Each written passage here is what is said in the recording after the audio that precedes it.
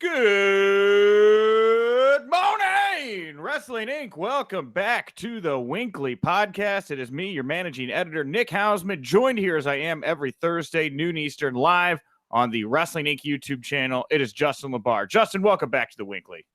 Good day. Good day to you, my friend. Yes, and if you are watching us live, thank you very much. I want to remind you, of course, this show is also available in audio-only podcast form. Go over to iTunes, subscribe to Wrestling Inc. Audio. You don't just get the news discussion you're about to hear on the live stream with Justin and I. You also get all kinds of bonus interviews and other audio clips. For example, today, it's Thursday. It's our last show of the week. We've got a new schedule Tuesday through Thursday with the WINCLY. I like to play around. I like to have more fun. I like to over-deliver on the last show of the week. So if you're listening to podcast form later in the show, you're also going to get me chatting with Brody King, as well as an interview Wrestling Inc.'s Andy Malnoski did with Mongo McMichael. But that is not all. You are also going to get at the end of the show the audio from the acceptance speeches we got from Impact Wrestling superstars Tessa Blanchard and LAX, including Conan, for their year-end awards we presented to them on behalf of Wrestling Inc. And also returning to the show, and he will be back every Thursday going forward, we are going to have a Views from the Turnbuckle audio edition segment featuring Jesse Collins, and later Jesse and I are going to talk Wrestle Kingdom, the UK scene, AEW roster, and a lot more. So tons to get to here, but right now it's me and you, Justin. And man, you know, I like these 3 days a week shows because I try to tell people so much news is happening right now. Like a once a week show will not do. And this past 24 hours has seen what I think is the beginning of what is going to become a regular thing, which is, you know, guys from WWE, ladies from WWE, wanting out, exploring their options, AEW. Very interesting time here right now, Justin. Yeah, it is. It's kind of what we forecasted that would happen, especially right after the rally, and we said, okay, you know, this is legitimate. Look at who they got. They got Jericho, and you could just tell that this was going to be something that was going to be well funded and well committed to, and that was what we all kind of figured as well. That now the situation, the leverage, if you will, that WWE has is not so mighty with the large talent pool that they have in terms of what that talent's going to want to do, or if they're happy where they're at and how they're being used. And you're right. In the last 24 hours since you and I talked yesterday, it's looking very interesting. I guess again, the theme is just going to keep saying 2019. This is just going to be one of those years. 96 was a big year in wrestling, obviously. Hogan, NWO, and all that stuff, and start to rise of Stone Cold. 01 was a big year, purchasing WCW, ECW going away. I have a feeling 2019 is going to be another one of those pivotal years. Yeah, I think so. Let's get to what we are kind of beating around the bush here about. So there were 5 talents total, but 3 acts from the WWE in the last 24 hours that word has gotten out have asked for their release or maybe looking to get out of their WWE contract. So let's start with number 1. I think the biggest one of the names that dropped the past 24 hours. PWInsider.com reporting Dolph Ziggler has turned down an agent position at WWE, and he could be leaving the company soon. Some people that I'm guessing Mike Johnson has talked to say he could be done as soon as January 31st. Others say he could stay. It is interesting to note Dolph Ziggler has changed his name over on social media to Nick Nemeth, which is his actual name. This would be a big one, Justin. I don't if Dolph Ziggler and Kenny Omega, if their contracts both come up on the same day, January 31st, that's a huge double get for AEW if they can start February off like that. Well, and that's assuming that Dolph Ziggler goes to an AEW or wants to. I mean, here's a guy, look, here's a guy who, look, he's been wrestling for a long time, works his ass off. I'm sure his body would like a break. He's got other things going on, comedy, political commentary and such. Sure. The name change on social media is a big deal because he's not the only one. There's actually several current male and female talents in WWE who while their handle, their at handle might represent and reflect their character, they do still put their real name in there, and that usually is a sign of keeping themselves, keeping their real name, the name that they own, the name that Vince can't bog down and legally hold. It's keeping the real name out there for other endeavors, other possibilities. So the fact he's changing the name, the fact that PW Insider is hearing what they're hearing, when there's smoke, there's fire. That probably does mean it probably is the beginning of the end. And we've long speculated where Dolph Ziggler. I feel like the rumor's been out there for like 3 or 4 years. He's almost done, and then he sticks around. But now with a name change, with another company in the fold, if he did want to go wrestle, maybe just a lighter schedule, or just go where the grass is different. Maybe it's not even greener, but just different. Maybe he just wants to go to different grass. This would be the time. Yeah, Dolph Ziggler, I feel like the entirety I've been covering pro wrestling, there's always and at least as long as Dolph has been in WWE the past 5-6 years, this story has been ever going. Is Dolph going to stay or go? This comes up regularly, every year, every 6 months sometimes, that this guy is going to leave, and he's never left. So my gut instinct when I see Dolph Ziggler maybe leaving is that he probably won't. He seems like a bit of a lifer, but if it wasn't his gut and he saw opportunity, I mean, AEW to me just seems like the most likely choice because it's a group of guys that felt like they were overlooked, that never got their moment, and now they're trying to take it for themselves. He seems like he'd fit in well there. And I look at, Ring of Honor, the guys they're picking up, PCO, Brody King, these are hot, young, up-and-comers. They haven't really gone and tried to court anybody that's come from WWE for a long time, other than Bully Ray, who's done a great job, but I think that's special case. And then you got New Japan, right? And later in the show here, when you hear Jesse and I in the Views from the Turnbuckle, we talk a lot about the state of New Japan Pro Wrestling, and Jay White is the leader of Bullet Club. If Dolph Ziggler was to go to New Japan Pro Wrestling, I mean, you think about the lineage of guys that have been the leader of Bullet Club, right? Finn Balor, AJ Styles, Kenny Omega. Dolph Ziggler, they're kind of lacking that big name power at the top of Bullet Club right now. And Jay White, it hasn't resonated, I think, the same way. Fantasy booking here, if you're looking at realistically what would Dolph's options be, that would be a position I could see him, if it was an opportunity offered to him, taking seriously, Yeah, I mean, I think AEW, if we're talking about AEW and New Japan, are probably the only two realistic options, just based upon money. I mean, Dolph Ziggler, he's been in WWE for a long while. He's getting paid very well. It's an amount that I don't think ROH would pay him or could pay him. AEW with the backing they have financially, and then of course New Japan, they're probably the only two. And then you go, okay, I don't know. I can't speak for Dolph Ziggler. Does he want to spend X amount of weeks and months a year in Japan? I don't know. I don't know. So that comes into play. I would think, just guessing based upon looking from the outside, knowing we know about him, that AEW would be the best fit if he wanted to go to another wrestling company, because lighter schedule from what we're understanding. It's in the United States. It sounds like it'll give him plenty of time and freedom to still do his other endeavors that he's put investment in, which he could use his real name for, which, again, the name change. So, I mean, AEW would be the most, from what we know about him, or what we think we know, would be the most realistic. And look at the makeup of these guys, right? The Bucks and Cody. I mean, these are entrepreneurs. They haven't just been wrestlers. I mean, these guys have video series. They have cigar companies, wine companies, T-shirt companies. That's very much in line. You put over all the projects that Dolph Ziggler has. Again, just looking at the options, that seems like a crew of people that he would be interested in working with. And not even to mention Chris Jericho, who I know he's had some great bouts with over the years as well. So. And not to mention, then when you start to look down the rumor mill and you start to think about, like, you start to speculate, okay, who would be somebody when their deal with WWE is up? A common name. I don't think he's past his peak, because he's still actually so young, relatively speaking, is a Zack Ryder. Everybody says, could a Zack Ryder do something? And Zack Ryder and Dolph Ziggler are very good friends. So, so you start going down the wormhole of, like, piecing people together, and it's a very very interesting diagram you start coming up with. Zack Ryder seems way too happy with his lot in WWE right now. He gets to wrestle. He had his WrestleMania moment. They gave him that big ladder match win with his dad, the IC title, right? And now he just gets to talk about action figures all day with Kurt Hawkins, and that's what he loves to do. And his girlfriend now has been signed to the company. Yeah. So, yeah, I don't see Zach budging. Dolph could be a different situation here, but let's move down the list.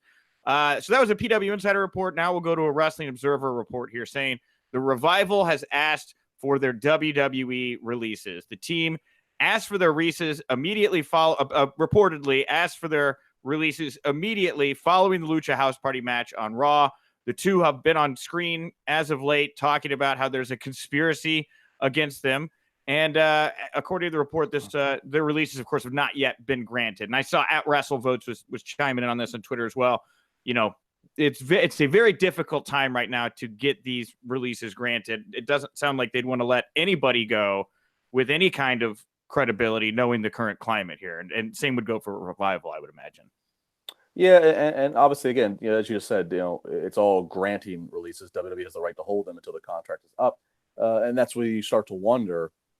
You start to wonder how important is morale to WWE management? Because on the one hand, you can make these guys and girls honor the contract they've signed and not let them just go out and be free and then presumably go to an AEW or somewhere else. It's competition.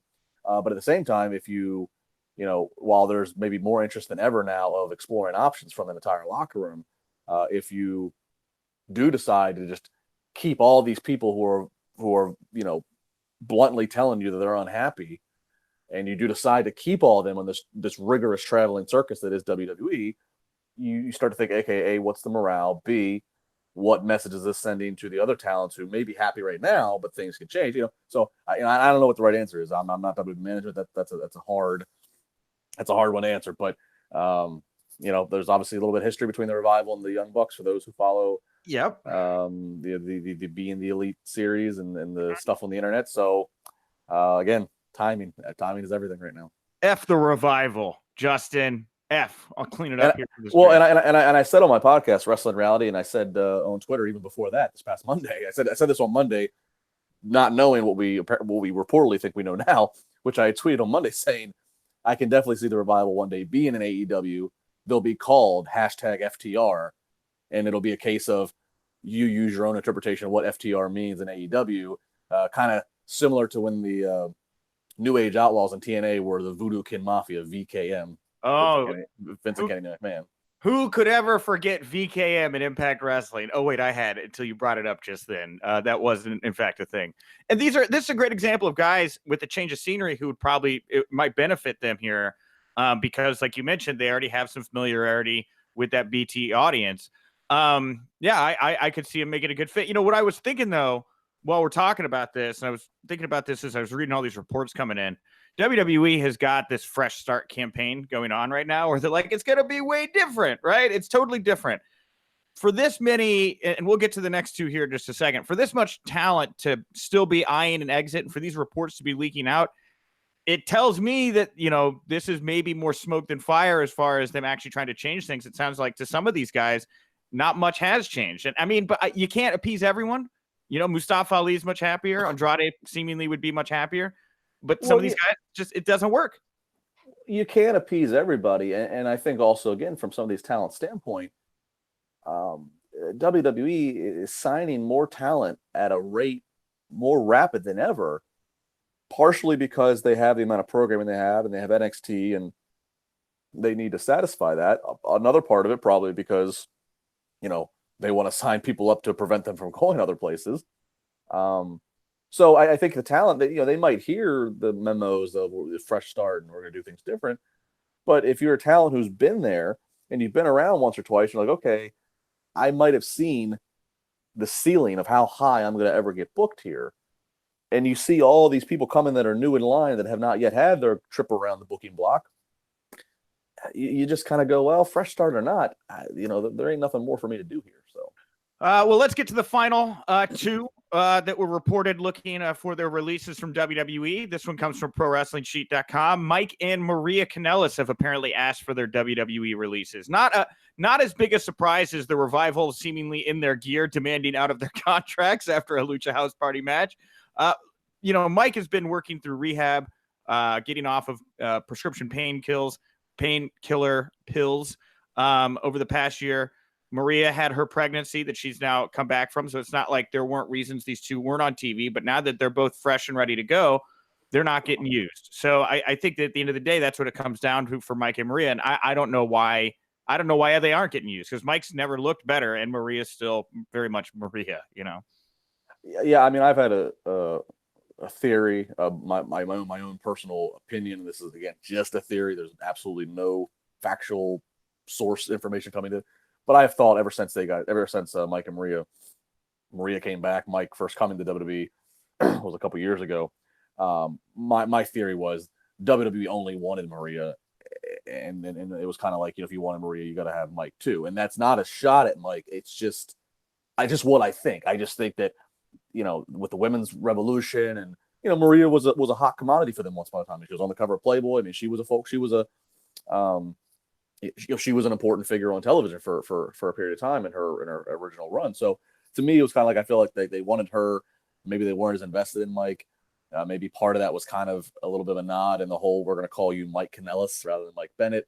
And Mike's a good performer in the ring. Again, it's not a knock on him. I've always kind of thought that maybe WWE they wanted Maria, and then again, she gets pregnant. Good for her personally, but obviously that takes her out of the fold. Yeah, I think it's just been a very uneventful run.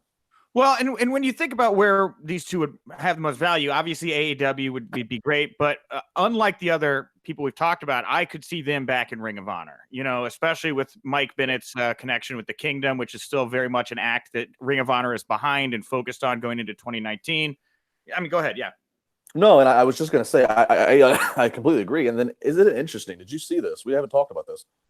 I don't know if it's coincidence or if there's something to this. The fact that, was it this past weekend or this past week, there was a little bit of a Twitter beef between one of the guys in the Revival, I think Matt Taven, and then Maria chimed in on it. And then now, fast forward a couple days later, we have the report of both the Revival and Mike and Maria wanting out of WWE. But in the Twitter exchange, I believe Maria said something to the one Revival member, be careful who you step on the way up because you have to pass by them on the way down.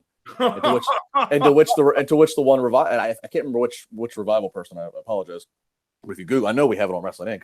Sure. And to which the Revival person said, I'm okay with that. But then this was days ago before this news has come out. So we're now again, coincidentally, or if there's something to this. I don't know if they're working us or what, but that's interesting to me. I know I've heard Heyman's definitely talked about it. I think I've heard Tommy Dreamer talk about it as well, but just the professional prowess of Maria Kanellis. I mean, she's got a great mind for the business.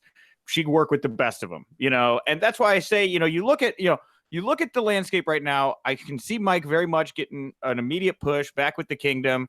He's got more star power now, and the Women of Honor division is lacking. It needs something. It needs a little oomph. And Maria, I could see maybe making something interesting there. I don't know, maybe as a wrestler, maybe as like an authority figure for the women. I'm not really sure, but I see both. I see value very much for both of them in Ring of Honor more so than the other talent. Oh, I mean, if they get Ziggler, they get Ziggler. Great. But I think Mike and Maria make a lot more sense in the Ring of Honor landscape than the others. Yeah, I agree.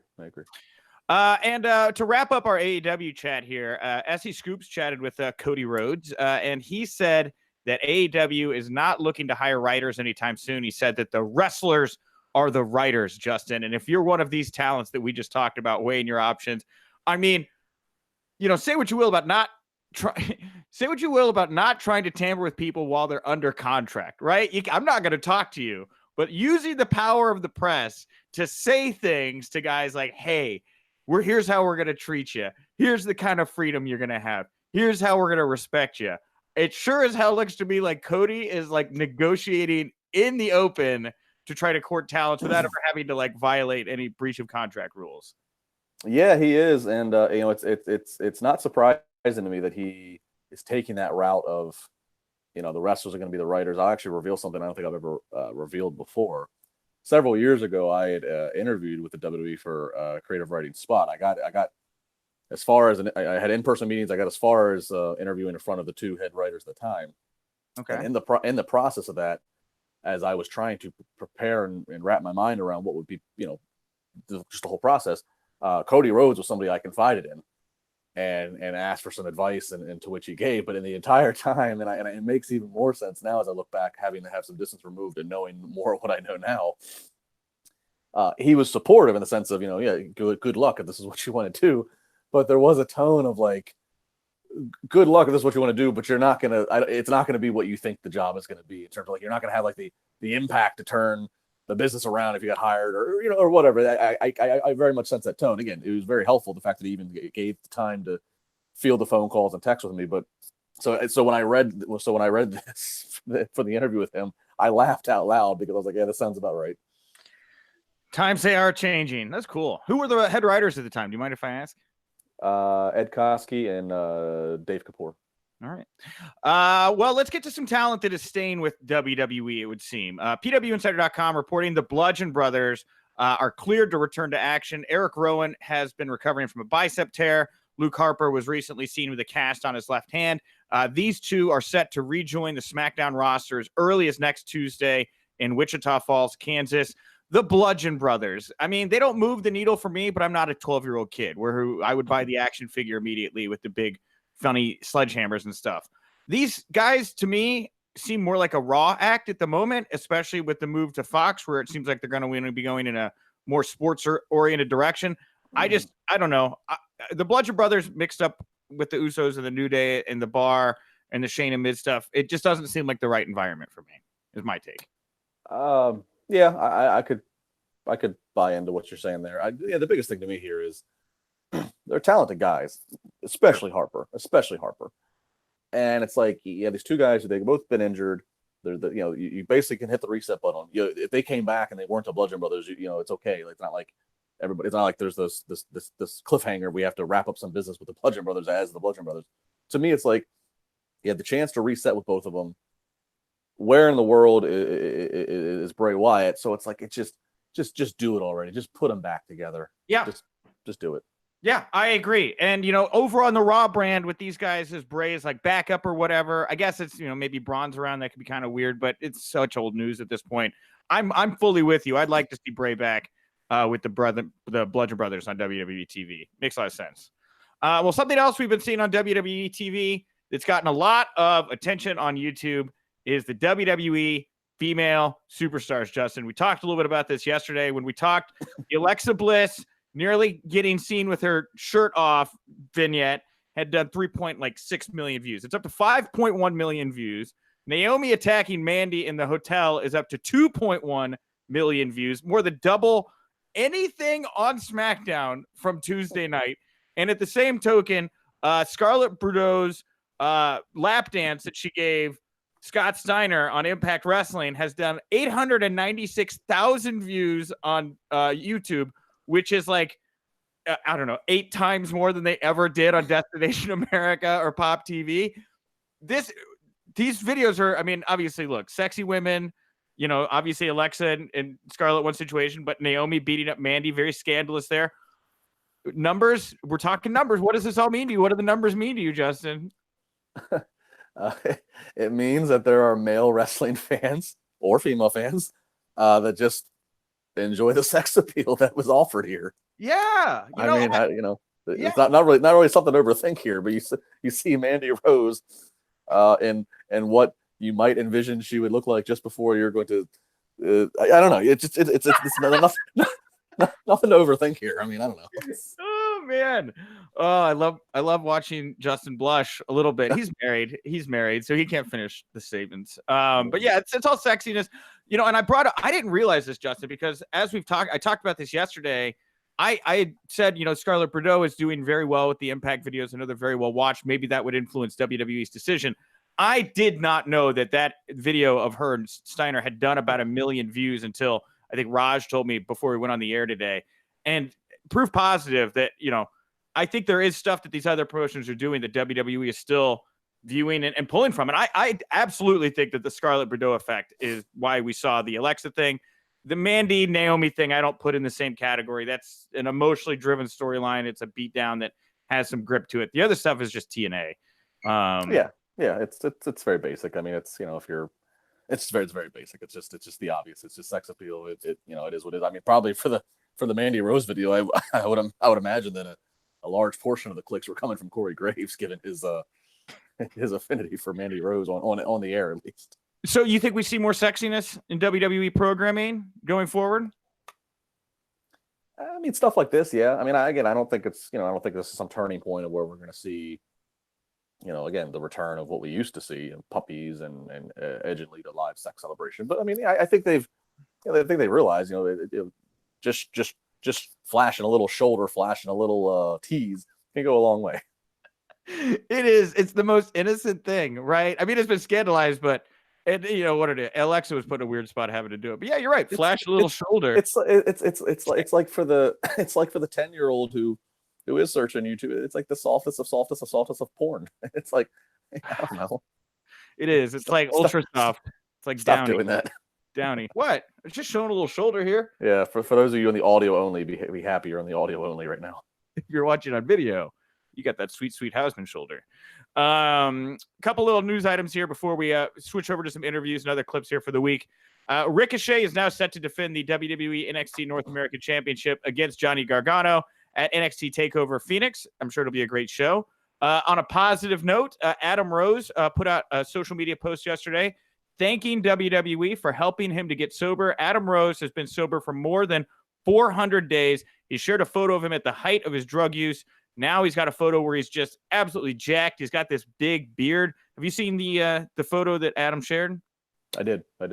He looks in great shape here. Good for him. It's kind of wild to see because he's like, here's a photo of me at the height of my drug use, and it just looks like Adam Rose from WWE. Well, he was traveling on the Exotic Express, right?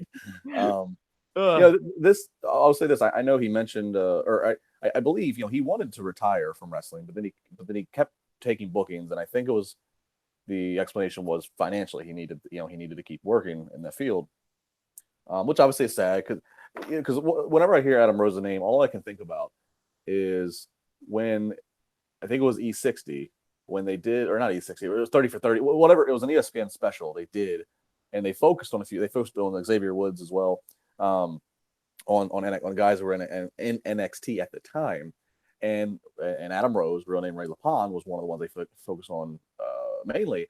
And they told the story of him, the Leo Kruger gimmick, and then coming up the Adam Rose gimmick, and also showing him at home, and him and his wife, their child had some medical situation that they had to deal with. And I remember watching that, and I watched it, my wife watched it, I know other people that watched it that aren't like regular fans, and they just said, wow, how likable this guy is, and just you felt for him, and you felt good when the Adam Rose debut worked, and you felt like, okay, this guy's got a successful career ahead of him. And I remember thinking to myself, why did WWE not capitalize on that, whether it be with how they used Adam Rose or whether they just had some version of Ray LaPon again be on there? But it was like there was just, I thought there was just such positive support behind him off of that special that WWE very happily touted. They were happy for the airtime, and they cooperated, obviously. And I just, it always befuddled me that they didn't take advantage of that they didn't say, wow, we just had ESPN just told a really good, WWE's all about characters and stories. ESPN just invested a lot of time and money in telling a really good story about a very interesting man and character. Why do you not finish on with that? That always, baffled me. And then, and I don't know what they knew, of course, of whatever addictions or such that he might have been dealing with, and I'm sure that may have came in the fold. But that was something every time I hear his name, that's what I think about is the how much emotional strings were tugged on by that ESPN special about him. Yeah, and that I definitely see value in Adam Rose if he can get clean. If he is going to stay clean, he's in incredible shape. The change in look, I guess it depends on how you want to present him. I think you could very easily go back to that Adam Rose character, right? Who's high on life now and not ecstasy. Sure, why not? Let's do it. I would be happy to see him back in the WWE fold, or happy wherever else he goes if he can stay clean. The guy obviously got a lot of charisma, so good for him. Lastly here, before we throw to the interviews, what I thought was going to be a sad story turned out to be a relatively, or at least more positive story. Kurt Angle's 16-year-old niece, Mariana Akil, has been recovered following an abduction scare yesterday, where Kurt was asking fans to share this story about his niece who had been abducted by an ex-boyfriend. The Pittsburgh police have called off the Amber Alert, but I know that you know a lot more about. You're in Pittsburgh, Justin, so tell me exactly what happened here. Fill us all in, please. Yeah, this community of Penn Hills, where she was abducted, is less than 25 minutes from me. My wife actually runs the local the newspaper, the weekly newspaper that covers that community, among others. So it's been dominating the news cycle here for the past 12 to 15 hours. Last night, actually, I was at home watching TV, and what we were watching went to a blank screen. EAS came up on the cable box. A huge Amber Alert was put out. A record, an alert and a voiceover from a police officer. They talked all about it, gave the details of her, details of the ex-boyfriend. A few minutes later, my phone, which was on silent, was making all kinds of crazy noises. Amber Alert on the phone. So as soon as that happened, we knew, just working in the news media, we knew, okay, this is pretty serious. If like, this is not just 19-year-old boyfriend and 16-year-old girlfriend running away despite mom and dad. Like, this is something more to this for them to be using the resources. And yeah, it was pretty scary. They did in fact find them in a neighboring community here in the Pittsburgh area.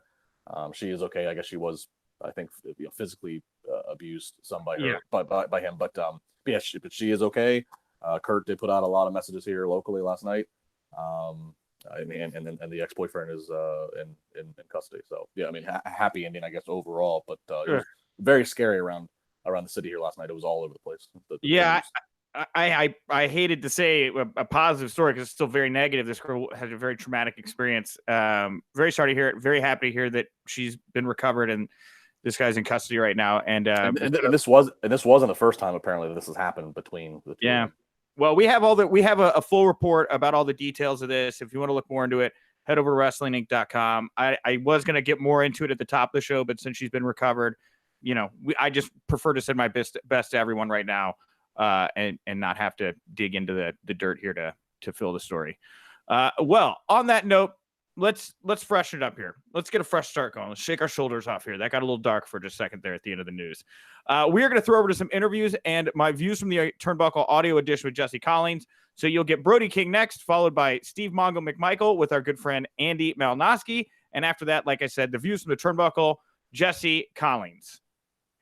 And thank you so much. If you are watching us live here on YouTube, you missed it. You got to go over to Wrestling Inc. audio over on iTunes to get those interviews. The full podcast, the audio podcast, has so much more than just Justin and I talking news. And in fact, on that note, I'm going to throw in just a little bit more bonus audio for you guys on the podcast stream right now before Justin and I close it down today. Here are the acceptance speeches from Tessa Blanchard and LAX for their year-end Wrestling Inc. Impact Wrestlers of the Year awards. And that's it. All the exclusive audio is done. Isn't that Justin? Wow. What a jam-packed show we had to close out the week here on Thursday. Thanks, man. I had a great time with you today. That's always fun. We'll do it again next week. I feel like I felt like it sounded insincere the way I said that. Oh, it's great. No, I really did. This is fun. I like talking with you about wrestling, Justin. So it's easy to do. We've had a full week here. If you want to go back and listen to the other Winklys, we had interviews this week with Goldust and DDP. Both great. Go get DDP's book right now. It is available on shelves. Treat yourself a little bit better. Give yourself some inspiration. Tomorrow is Friday on Wrestling Inc. One of our newest contributors, Scott Fishman, sat down with Aston Schuyler, who was in Pitch Perfect with Lana, for an interview. It's a new series that Scott's going to be doing for the site called One of Us, where he talks to people that aren't wrestlers, but are known people that are wrestling fans about their fandom. And I'm really looking forward to it. Scott's a great guy. Look forward to hearing what Aston said. If you want to come party with me in Chicago for the Royal Rumble, I'll be at Duffy's Tavern and Grill. It's a free party, over 50 flat screen HD TVs. We're going to be giving out prizes, Wrestling Inc. t-shirts, all kinds of stuff. Come hang out with me. And lastly here next week, I got two things here. Next week, we're going to be running a contest with fun.com where you guys can win $100 gift cards to go buy some or go get some free swag from fun.com. We're going to release all the rules next week, but I will say if you want to have a leg up, follow us on Twitter right now. That will be part of the contest. So go ahead and follow Wrestling Inc. over on Twitter. Tomorrow night is going to be Impact Wrestling, their latest show on Pursuit. And next week, of course, is the build to the Royal Rumble. So stay tuned to Wrestling Inc. for all things that. Justin, what do you want to say to the people? Where do you want to send them to find you, follow you? What do you want to promote to wrap up here today? At Justin LaBar on Twitter. My podcast, Wrestling Reality, presented by Ticket King. A new episode came out Thursday morning. That's available on iTunes, iHeartRadio, Spotify, all those good places. This Saturday, if you're in the Pittsburgh area, IWC Wrestling, we have one of our biggest shows. It's called the Reloaded, where most matches are kind of a surprise reset button. Who's going to show up? Kurt Angle is scheduled to appear. I'm sure you'll get a lot of other surprises. So I think there are still a few general admission tickets remaining for that. So you can check out iwcwrestling.com. And next week on Wrestling Reality, I will have an interview with Dr. Britt Baker from All Elite Wrestling. All right. A lot of stuff going on. You going to talk to her about the awkwardness, about how they killed her boyfriend, Adam Cole? We'll see. We'll see where the chat steers to. There's got to be some tension there. I mean, she took the money, but she knows that these people murdered her boyfriend, and that's a rough paycheck to take.